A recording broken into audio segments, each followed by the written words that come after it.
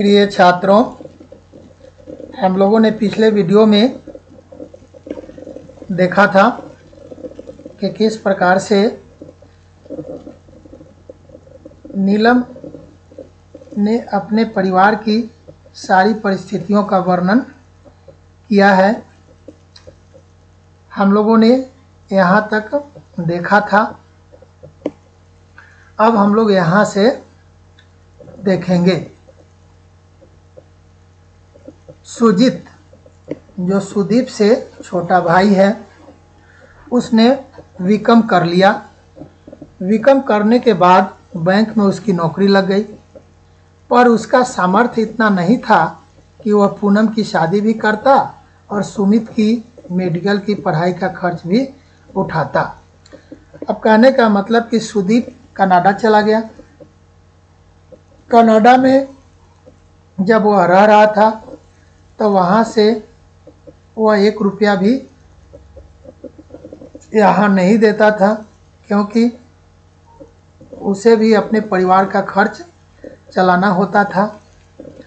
और इधर जब सुजीत बीकॉम कर लिया, उसकी नौकरी लग गई एक बैंक में, तो उसे उतनी तनख्वाह नहीं थी कि वह पूनम की शादी करता। और सुमित जो मेडिकल की पढ़ाई कर रहा था, उसकी पढ़ाई का खर्च भी उठाता। तो कुल मिलाकर के 2 भाइयों की नौकरी लग जाने के बाद भी परिवार के खर्च की जिम्मेवारी नीलम के ऊपर ही रह गई। 2 भाइयों की नौकरी लग गई, फिर भी घर का सारा खर्च नीलम के कंधों पर ही रह गया। पूनम की शादी करना और सुमित को मेडिकल की पढ़ाई कराना। इसलिए नीलम को मोर्चे पर डटे रहना पड़ा। मोर्चे पर डटे रहना पड़ा मतलब जिस काम को वह कर रही थी, उस काम को उसे करते रहना ही पड़ा। जहाँ पर वह खड़ी थी वहीं पर खड़ा रहना पड़ा। आप कहेंगे कि ये खड़ा रहने का क्या मतलब हुआ? खड़ा रहने का मतलब यह है कि वह परिवार की पूरी जिम्मेवारी लेकर के चल रही थी और अभी भी उसे परिवार की पूरी जिम्मेवारी लेनी पड़ रही है। पूनम की शादी का तो अच्छा खासा नाटक ही हो गया था। बड़ी कठिनाई से उन लोगों का मुंह बंद किया जा सका। अब पूनम की शादी में अच्छा खासा नाटक हो गया। बड़ी कठिनाई से उन लोगों का मुंह बंद किया जा सका। उन लोगों का मतलब पूनम के ससुराल वालों का मुंह बड़ा मुश्किल से बंद किया जा सका। फिर अच्छी सी लड़की देखकर उसने सुजीत की शादी भी कर दी। अब पहले तो पूनम की शादी कर दी। पूनम की शादी में अच्छा खासा खर्च हो गया, क्योंकि पूनम के ससुराल वालों ने अच्छा खासा नाटक किया था, जिसके कारण उन लोगों का मुंह बंद करने के लिए अच्छी खासी रकम देनी पड़ी थी। फिर नीलम ने क्या किया कि एक अच्छी लड़की देखकर सुजीत की भी शादी कर दी, दूसरे भाई की शादी कर दी। पूनम के जाने के बाद घर एकदम सुना हो गया। अब पूनम की शादी हो गई, पूनम चली गई। पूनम की शादी के बाद घर सुना हो गया। अलका ने आकर उस सुनेपन को भर दिया।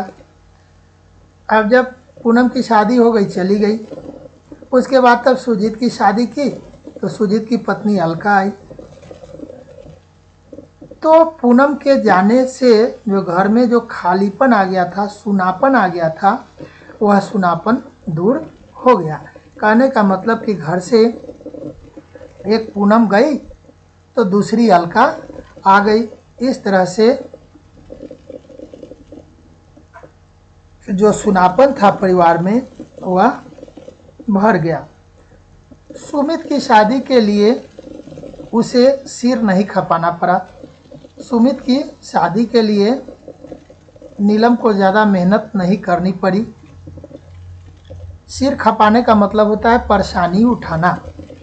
तो इसलिए परेशानी नहीं उठानी पड़ी, क्योंकि उसने अर्थात सुमित ने अपने लिए खुद लड़की देख ली थी और अपनी शादी खुद तय कर ली थी। घर की यह आखिरी शादी भी बड़ी धूमधाम से संपन्न हुई। अपने सारे कर्तव्यों से निवृत्त होकर कितनी खुश थी नीलम, पर इस बेवक्त की शहनाई ने सब गुड़ गोबर कर दिया। अब आखिरी शादी सुमित की हो गई। अब नीलम ने सोचा कि मेरा जो भी कर्तव्य था, मेरी जितनी सारी जिम्मेदारियां थी, मैंने अपनी सारी जिम्मेदारियों को बखूबी निभा ली। अब वह काफ़ी खुश थी, लेकिन इस समय बेवक्त शहनाई बज गई। बेवक्त शहनाई का मतलब क्या हुआ? यहाँ यह मतलब हुआ कि इस समय नीलम की शादी की बात उठाने का कोई मतलब ही नहीं था। लेकिन परिवार के बाकी लोगों ने इस समय नीलम की शादी की बातें उठा दी। इसी को नीलम ने कहा है बेवक्त की शहनाई। और सब गुड़ गोबर कर दिया। गुड़ गोबर कर दिया। गुड़ गोबर करने का तो मतलब होता है सबको नष्ट कर देना, बर्बाद कर देना, ख़त्म कर देना। लेकिन यहाँ एक शब्द आया है सब।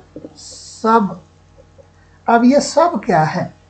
सब यह है कि नीलम के मन में जो अभी जोश है, उत्साह है, खुशी है, एक इत्मीनान है, संतोष है, ये सब का मतलब यहाँ है नीलम के मन में जो खुशियाँ थी, जो इत्मीनान था, जो अब अपने आप को वह बिल्कुल रिलैक्स महसूस कर रही थी, ये सबको यहाँ उन लोगों ने क्या कर दिया? गुड़ गोबर कर दिया। गनीमत यह हुई कि उसकी शादी का प्रसंग जिस तेजी के साथ उठा था उतनी ही जल्दी दब गया। लेकिन खास बात यह हुई कि नीलम की शादी का जो प्रसंग, जो टॉपिक जितनी तेज़ी से उठा था उतनी ही तेज़ी से दब भी गया। पम्मी के चले जाने के बाद तो किसी ने चर्चा तक नहीं की। अब पूनम भी अपने ससुराल चली गई। उसके बाद सुदीप और सुषमा भी चले गए। अब यहाँ बच गए सुजीत और उसकी पत्नी अलका। सुजीत बैंक में नौकरी करता था, अलका घर में रहती थी। अब इन लोगों ने चर्चा तक नहीं की। जिंदगी फिर से अपने ढर्रे पर चलने लगी। जिंदगी अपने ढर्रे पर चलने लगी। लोग अपने में मसरूफ़ हो गए। मसरूफ़ हो गए मतलब बिजी हो गए, व्यस्त हो गए, सब अपने अपने काम में। सुमित और नेहा गोवा से लौट आए थे। सुमित और नेहा दोनों गोवा गए थे हनीमून पर, तो हनीमून से दोनों लौट आए। और अब सुदीप का सामान बंध रहा था। सुदीप भी कनाडा जाने की तैयारी में था। उसने शादी के लिए 15 दिन की छुट्टी ले रखी थी, पर उसका मन हुआ कुछ दिन और बढ़ा लें ताकि ज़्यादा से ज़्यादा समय दीपू के साथ बिता सके। अपने छोटे भाई सुमित की शादी के लिए नीलम ने 15 दिनों की छुट्टी ले रखी थी, पर नीलम की इच्छा हुई कि वह अपनी छुट्टी बढ़ा ले ताकि वह दीपू के साथ ज़्यादा से ज़्यादा समय बिता सके। क्योंकि कितने वर्षों के बाद दीपू कनाडा से आया था, दीपू के साथ समय देने का मौका नहीं मिला था नीलम को, इसलिए वह चाहती थी कि अपनी छुट्टी बढ़ा ले। उस दिन ज्वाइन करने के लिए कॉलेज गई तो साथ में एक एप्लीकेशन भी लेती गई।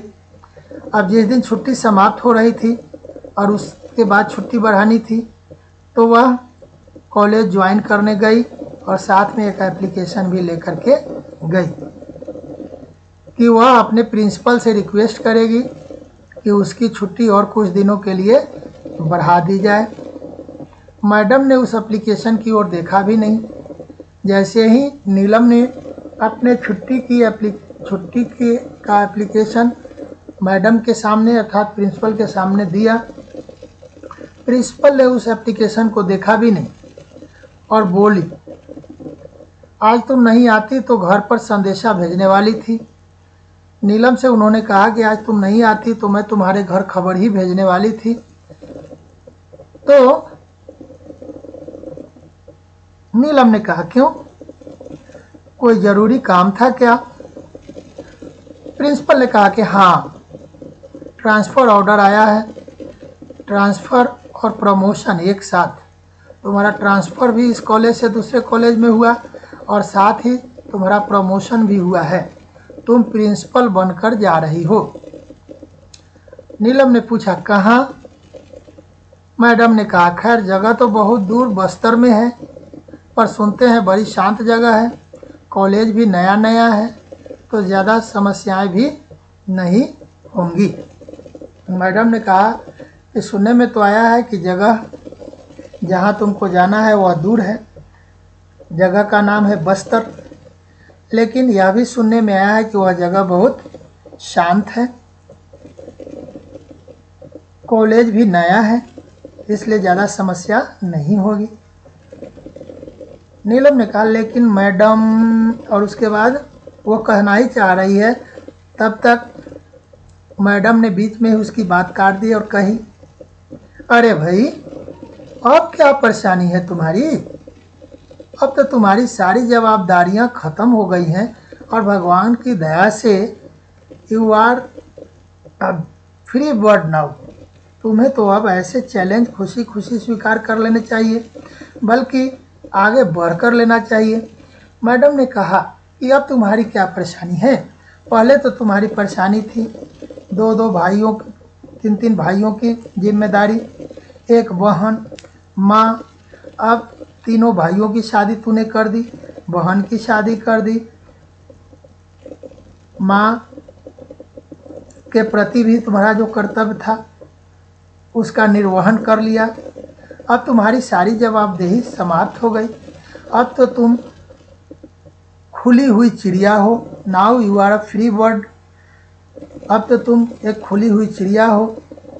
अब तो तुम्हें इस प्रकार की चुनौतियाँ खुशी खुशी स्वीकार कर लेनी चाहिए, और सिर्फ स्वीकार नहीं करनी चाहिए बल्कि तुम्हें तो आगे बढ़ कर के ऐसी चुनौतियों को एक्सेप्ट करना चाहिए। सो तो ठीक है मैडम, पर मुझे नहीं लगता कि मेरे भाई लोग मुझे इतनी दूर जाने देंगे। अब नीलम ने कहा कि हाँ, ये बात तो सही है, मेरी सारी जवाबदेही खत्म हो गई। मैं एक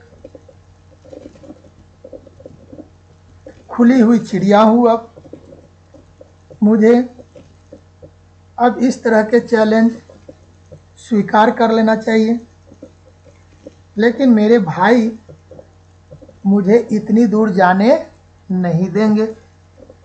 मैडम ने कहा देख लो, पर मुझे लगता है बार बार प्रमोशन रिफ्यूज करना ठीक नहीं है। मेरे ख्याल से यह तीसरी बार हो रहा है। तो मैडम ने कहा कि हाँ, तुम देख लो, जब तुम इतनी बात कह रही हो तो तुम देख लो, सोच लो, लेकिन मेरा यह मानना है कि बार बार तुम्हारा प्रमोशन हो रहा है और तुम इसे रिफ्यूज कर रही हो, यह ठीक नहीं है। और यह तीसरी बार, यदि इस बार तुम रिफ्यूज करती हो तो यह तीसरी बार होगा कि तुम प्रमोशन रिफ्यूज कर रही हो। मैडम फिर अपनी फाइलों में व्यस्त हो गई थी। छुट्टी की एप्लीकेशन उनके सामने सरकाकर, मतलब खिसकाकर वह लौट आई। घर आते हुए रास्ते में उसने ढेर सारी खरीदारी की। सुदीप के लिए खादी का सूट लेंथ लिया और कुर्ते पैजामे के कपड़े लिए। सुषमा के लिए कोसा और चंदेरी साड़ियाँ, और प्रिया के लिए सब प्रांतों की गुड़ियों का पूरा सेट, साथ ही प्रिया के मनपसंद रसगुल्ले भी। अब जब वो लौट रही थी तो उसने अपने भाई के लिए सूट के कपड़े खरीदे, वो भी खादी के। कुर्ता पैजामा खरीदा। सुषमा के लिए कोसा और चंदेरी की साड़ियाँ खरीदी, और जो सुदीप की बेटी है प्रिया, उसके लिए हर प्रांत मतलब स्टेट्स के डॉल्स खरीदे। फिर प्रिया को रसगुल्ला बहुत पसंद था तो उसके लिए उसने रसगुल्ले भी खरीदे। घर पहुंचकर अपने कमरे में जाने के बजाय वह सीधे दीपू के कमरे की ओर ही चली गई, क्योंकि दीपू के लिए, सुषमा के लिए और प्रिया के लिए उसने बहुत सारी गिफ्ट लाए थे। तो वो अपने कमरे में नहीं जाकर के सीधे दीपू के कमरे की तरफ गई, लेकिन जैसे कमरे के दरवाजे तक जाती है वह ठिठक गई, रुक गई। क्यों रुक गई? क्योंकि भीतर गॉसिप चल रहा था, वार्तालाप चल रही थी देवरानी और जेठानी में। ये देवरानी कौन है? अलका है। जेठानी कौन है? सुषमा है। दोनों के बीच में बातें चल रही थी। अलका कह रही थी, आप तो लक्की हैं जीजी, फुर्र से उड़ जाएंगी। आप तो लक्की हैं, यहाँ से चली जाएंगी। ये नेहा भी 4 दिन बाद छोटू के साथ बंगलोर चली जाएगी। जो नई नई जो बहू आई है वह भी अपने पति के साथ बंगलोर चली जाएगी। उम्र कैद तो हम लिखवा कर लाए हैं, सो भुगतेंगे।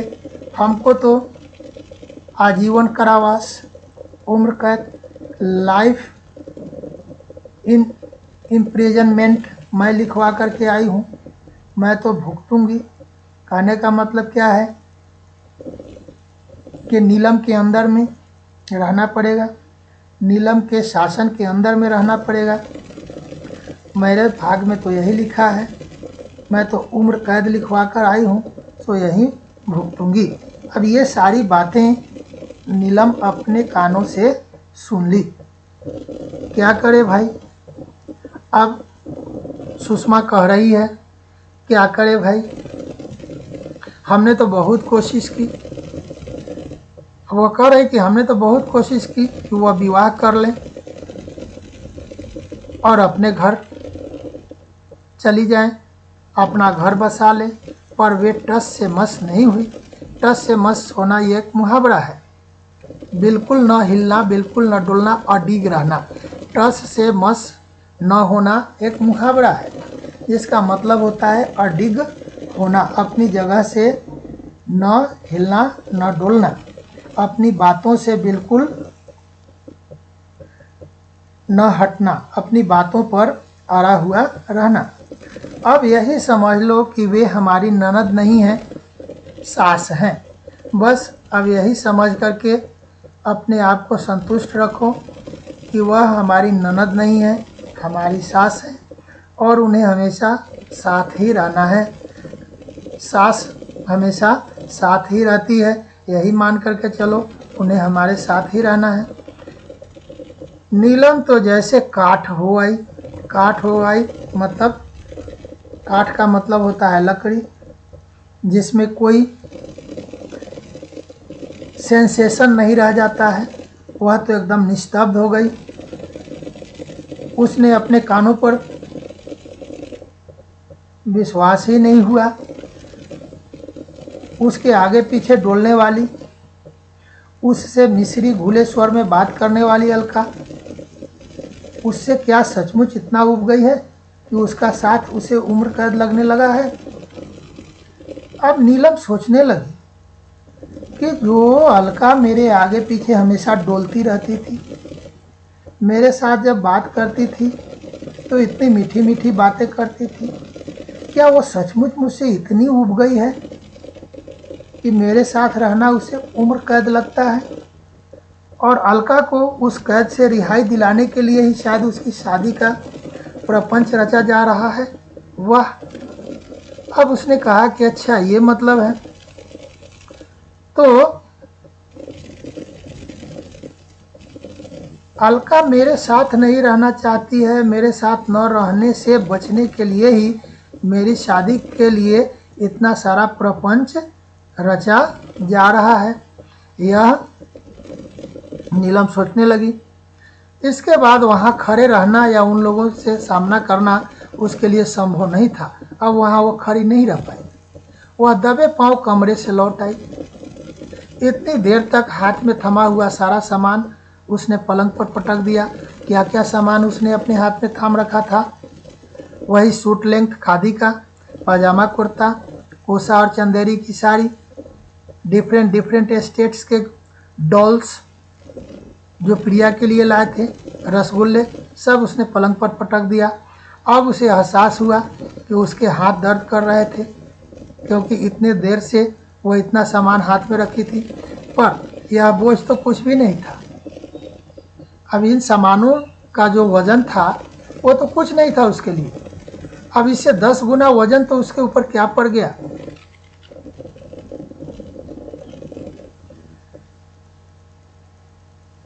यह पड़ गया कि उसके बारे में उसके परिवार के लोग इस तरह की सोच रखते हैं। उसका इस घर में रहना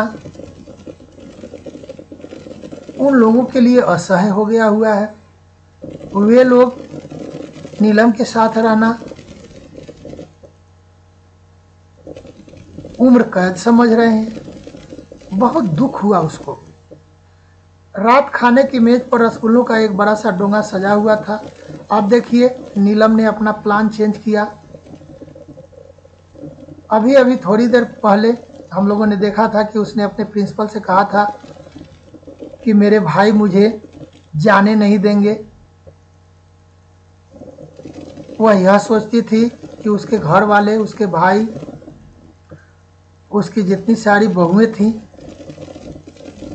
सब उसे इतना चाहते हैं कि उसे दूर नहीं जाने देंगे। लेकिन यहाँ आने के बाद तो उसे लगा कि नहीं नहीं, जितनी जल्दी ये दूर हो जाए उसके लिए उन लोगों ने इतने सारे प्रपंच रचे। अब उसने अपनी योजना बदल दी, अपना प्लान चेंज कर दिया और जो रसगुल्ले लाए थे उस रसगुल्ले को उसने दूसरे मद में खर्च करने का नाटक कर लिया। रसगुल्ले तो उसने लाए थे प्रिया के लिए, लेकिन अब उसने देखिए उस रसगुल्ले को किस रूप में उन लोगों के सामने पेश करती है। उसने शाही अंदाज में ऐलान किया कि ये मेरे प्रमोशन की मिठाई है, प्रिंसिपल बनकर जा रही हूँ। अब उसने झट से अपना प्लान चेंज किया और इन लोगों को कहा कि ये देखो मिठाई मैं लेकर आई हूँ, मैं प्रिंसिपल होकर के जा रही हूँ। अब देखिए ये लोग कितने खुश होते, करे अरे वाह, कहाँ। नीलम ने कहा जगह तो बहुत दूर है, बस्तर में है। आजकल हर कहीं तो कॉलेज खुल गए हैं, पर सुनते हैं जगह बड़ी शांत है। मुझे तो इस समय सबसे ज़्यादा शांति की ही ज़रूरत है। अब इसने कहा कि दूर है लेकिन जगह शांत है और मुझे इस समय अब शांति की ज़रूरत है। इस आपाधापी से तंग आ गई हूँ। आपाधापी मतलब अब तक जो जीवन जी हूँ, जिन जिन परिस्थितियों का सामना करना पड़ा है, उससे मैं तंग आ गई हूँ। अब मुझे शांति चाहिए और बड़ी शांत जगह है, मैं वहीं जा रही हूँ। फिर बार बार प्रमोशन ठुकराना अच्छा भी नहीं लगता।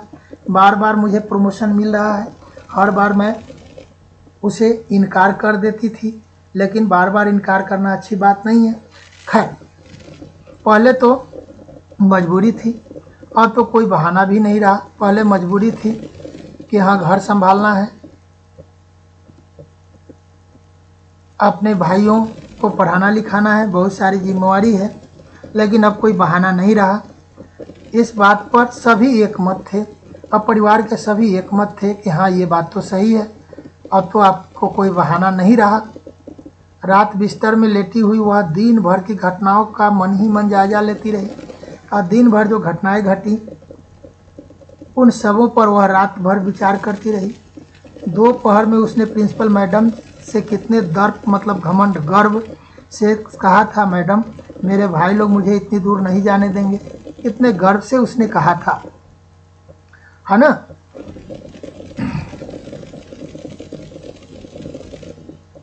पर कहाँ, किसी ने भी तो प्रतिवाद नहीं किया। लेकिन किसी ने, ना तो भाई ने ना तो बहुओं ने, किसी ने नहीं कहा कि नहीं दीदी आप नहीं जाइए। किसी ने नहीं प्रतिवाद करना मतलब विरोध करना, किसी ने प्रतिवाद नहीं किया, विरोध नहीं किया। पम्मी ठीक ही कह रही थी, बल्कि उसने तो रिटायरमेंट के बाद की बात कही थी। पम्मी ने कहा था कि रिटायरमेंट के बाद तुम्हारी स्थिति घर के फालतू सामान की तरह हो जाएगी। तुम्हारी हैसियत घर में सिर्फ एक फालतू सामान की तरह रिटायरमेंट के बाद रह जाएगी। पर नीलम को लग रहा था कि रिटायरमेंट के बाद नहीं, अभी से ही उसकी हैसियत इस घर में एक फालतू सामान की तरह हो गई है। इस तरह से हमारा यह पाठ समाप्त होता है। आशा करता हूँ कि आप लोगों को समझ में आएगा। तो एक बार में न समझ में आए तो 2 बार 3 बार देखिए और समझने की कोशिश कीजिए। चैप्टर बहुत आसान है।